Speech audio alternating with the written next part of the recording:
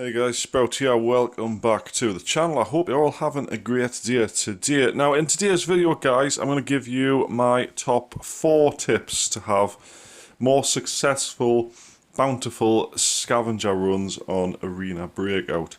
So if you do me a big one, please like the video, make sure you've subscribed, we can get into this one and help me make many more of these videos. The more likes I get, the more subscribers that appear. Really pushes us. I do appreciate it to do more content, so thank you to everyone.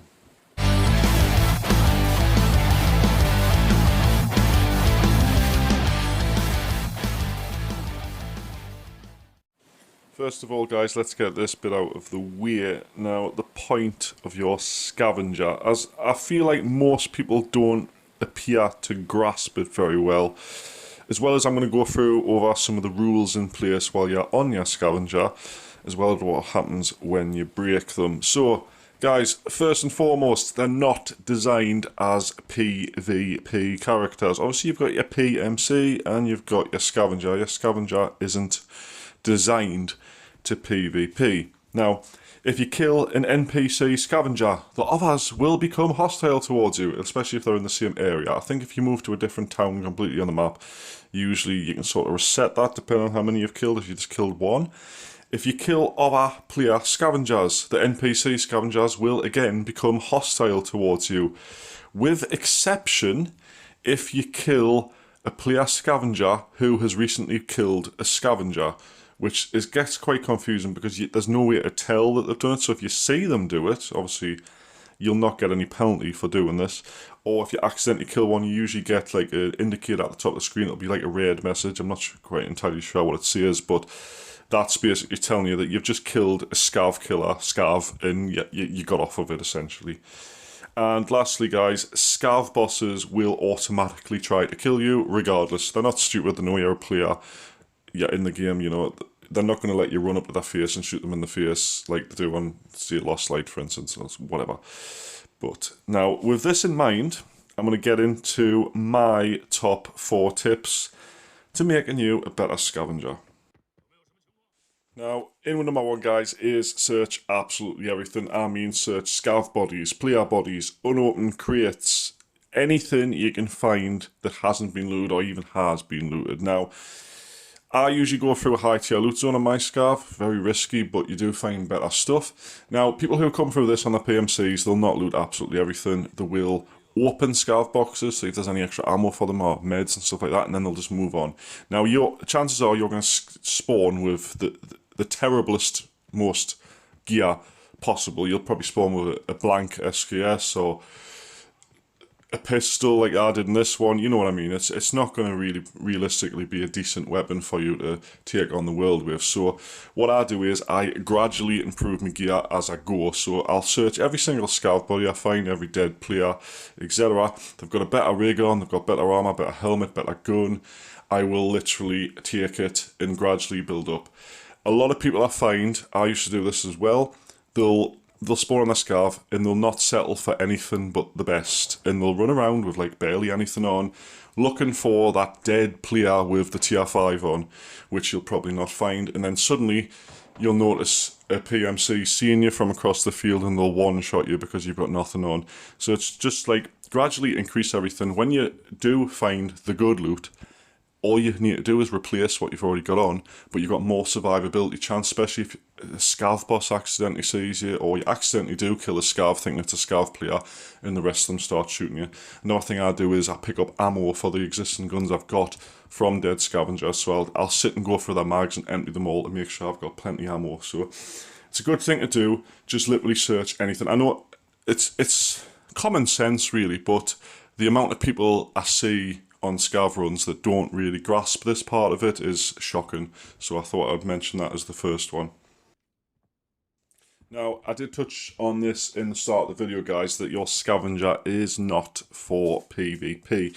Now, whatever gun you spawn with, you'll not be equipped for PvP with geared players. Now, occasionally, I'll get a decent scav, spawns with a kitted AK-102, really good gun. You may have seen the video I posted the other day when I was using that. I was running around with it, killing absolutely everybody. That's just because I use that gun all the time. I'm really good with it, and I was being very, very careful in the entire raid that I did spawn with it. Now, they'll generally spawn without meds. You'll have no bandages, you'll have no painkillers, you'll have no trauma kits if you lose a limb and stuff like that. So my advice to you guys, if you are struggling a bit to escape your scavengers quite a lot, is to avoid gunfights. Now, you can hear gunfights a mile off, especially if you haven't got one of them restricting helmets on. If you have got one of them restricting helmets on, I suggest you just take it off and find something else, because unless you're going into, you know, the TV station or the higher tiered map with a tier 6 helmet on with no hearing aid, you don't need that sort of helmet on in a low tier zone. It might help you from a headshot from behind, but realistically they're not powerful enough to stop most bullets, so just drop it and try and find one that either has built-in headphones or releases your ears so you can hear about. So if you run into the high tier loot zone and there's loads of gunshots at 180, go the opposite way, go loot somewhere else, because if you head towards that, right, you come in the middle of a gunfight between two groups of PMCs or a PMC shooting scavs, you're just going to get one shot, and then you'll have to wait for the scavenger to refresh to actually get back into it again. Also, guys, avoid popular PvP places. Now, this comes down to map knowledge. If you don't know the map you're scavenging, you're going to feel this miserably. But if you know from map experience, this comes from playing the game a lot, where players go, where they usually end up in engagements and stuff. Avoid these places until you've got about 15 minutes left on the map timer. Then go to these places and try and look for scenes of a battle, you know, dead player crates everywhere. Because chances are, even if it's squad v squad, 9 times out of 10 they can't carry everything that opponents have got. So there might be some stuff left over. You may have seen my insane Scav run video where I went through a battle scene and I got tons of stuff for like next to nothing. I ran in, took it and left. But yeah, that does happen. But scavenge all PvP battles for leftovers. I wouldn't recommend, even if you spawn with a good gun, you see a squad, right, I'm going for them, I'm going to kill them. Unless you're a very experienced player, you know positioning and where to shoot them and stuff like that, like myself or some other people that I know, I would avoid them completely, hide, run the opposite direction, and just try and get the loot specifically and go straight to extract. Now guys, number 3 is blend in. Now in some time during the time I'm talking for this point, you're going to see me kill a player Scav. Now, I singled him out. I knew he was a player Scav by testing what he was doing. Now, by blend in, what I mean is act like an NPC scavenger. Now, there's certain things that the NPCs do that you can't do. For instance, they speak, or they do little sort of emotes where they like look at the floor and point their gun down and stuff. You can't do these things, so it's going to be a bit more harder to blend in with the NPCs. But if you hear movement coming to your position, if it's not a PMC, it's a scavenger, watch what they're doing, right? If they're a bit suspicious of you, they might aim at you, or they might just start looting. Now, NPC scavengers do not loot, and they don't sort of aim at people unless they're worried or they want to shoot you, for instance, if you've killed another scavenger. And obviously when I killed this guy, he hadn't killed any scavengers, he was just looting like me, and then the NPC ones started shooting at me. But it was either me or him. As soon as I knew what he was, that's when I took him out. But, excuse me, I use this tactic to spot other Scav players because they're the biggest threat when the PMCs have left the area, and then you're left over to scavenge everything that's left. They will, if they see you before you see them, they'll kill you. Simple as that. No ifs or buts. Doesn't matter if they're trying to knock at the NPCs to kill you. Nobody trusts each other in this game whatsoever. So, like I say, if you're going to blend in with them, don't shoot them. Just walk around as if you're patrolling a small area like you're an NPC, and you can spot the players miles off. And 9 times out of 10, they've usually got decent gear because they're picking up everything as they're going, same as you. So, like I say, it's a very good thing to do, but it's a very hard thing to master. But once you get the hang of it, you can start killing player NPCs before they even realise that you're, player scavs, before they realise that you're a player scav as well.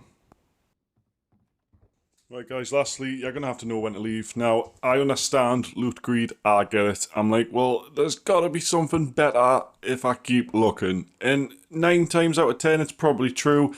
But if you're already full up, just head to the extract. If you've got enough gear, even if you haven't got like a new gun for yourself, or you haven't got new armor, you haven't found something decent, at least you can go escape, sell everything you've got, make a little bit of money. Now, when it comes to escaping on a scavenger, guys, you get more extraction points than the PMCs do. And this comes down to map knowledge again and knowing from playing more. Go to the extraction points that the PMCs can't use, because there's less chance of a PMC camping it. Because a lot of them will camp until the very last 2 minutes of a match for the escape to catch late players extracting or late scavengers extracting, and then they get some stuff off you. So use the ones that the PMCs can't go to. Generally, there'll be 1 or 2 points that the PMCs can use. In this match, guys, I didn't use one that was primarily for scavengers, just because I know the bridge that I was going to. I'll escape there all the time, sort of thing. But if you're not too confident with that, I would recommend you pick one that's like out of the way of everything else, and just be careful as you're running to it. But again, I've mentioned this in other videos, guys. Don't be greedy. If you've got enough, you're full up, or you're nearing like your bag's full, or you can't find a bigger bag or what, just go escape and try again when the scavenger replenishes. Now, guys, to finish, guys, I die all the time on my scavenger runs, right? Don't get us wrong, I'm no like complete expert, but I am pretty good at them, so hopefully you do take into account what I've said. It's always risky to venture into a high loot area to find some goodies, some leftover stuff that's better than what you've got in your warehouse. But hopefully, guys, from this video, you get some more out of your scav runs, and you start getting runs that I see people linking on my Discord server all the time, where they're getting 100,000, 200,000 out of their scav runs, and it's a good feeling seeing people getting gradually better at the game. So guys, before we leave you, you can join me Discord server. There's a link in the description. Make sure you follow me on Twitter. I've got a shorts channel somewhere. I don't think it's linked, but I have got a shorts channel where I do post clips. And I've got Instagram, Twitter, Facebook, TikTok, all linked in the description. Please feel free to follow me on all these respective platforms. So hope you've enjoyed the video, guys. Hopefully I'll see you in the next one. Thanks so much for watching. Bye bye for now.